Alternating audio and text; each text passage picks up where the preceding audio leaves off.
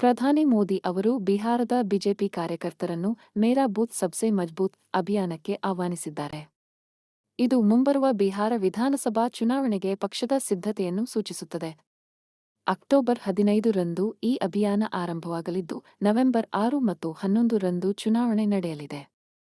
ಈ ಮೂಲಕ ತಳಮಟ್ಟದ ಸಂಘಟನೆಗೆ ಒತ್ತು ನೀಡಲಾಗುತ್ತಿದೆ. ರಾಜಕೀಯ ಮೈತ್ರಿಕೂಟಗಳಲ್ಲಿ ಸೀಟು ಹಂಚಿಕೆ ಕುರಿತು ಚರ್ಚೆಗಳು ತೀವ್ರಗೊಂಡಿವೆ. ಕೇಂದ್ರ ಗೃಹ ಸಚಿವ ಅಮಿತ್ ಶಾ ಮತ್ತು ಬಿಜೆಪಿ ಅಧ್ಯಕ್ಷ ಜೆ.ಪಿ. ನಡ್ಡಾ ಅವರು ಸೀಟು ಹಂಚಿಕೆ ಮತ್ತು ಅಭ್ಯರ್ಥಿಗಳ ಆಯ್ಕೆಯನ್ನು ಅಂತಿಮಗೊಳಿಸಲು ಸಭೆಗಳನ್ನು ನಡೆಸಿದ್ದಾರೆ. ಆದರೆ ಮಹಾಗಠಬಂಧನ್ ಮೈತ್ರಿಕೂಟದಲ್ಲಿ ಇನ್ನೂ ಒಮ್ಮತ ಮೂಡಿಲ್ಲ. ಆರ್.ಜೆ.ಡಿ, ಕಾಂಗ್ರೆಸ್ ಮತ್ತು ಎಡಪಕ್ಷಗಳು ಸೀಟು ಹಂಚಿಕೆ ಸೂತ್ರವನ್ನು ಅಂತಿಮಗೊಳಿಸಲು ಪ್ರಯತ್ನಿಸುತ್ತಿವೆ. ಇದು ಮುಂಬರುವ ಚುನಾವಣೆಗಳ ಸಿದ್ಧತೆಯಲ್ಲಿನ ವ್ಯತ್ಯಾಸವನ್ನು ತೋರಿಸುತ್ತದೆ.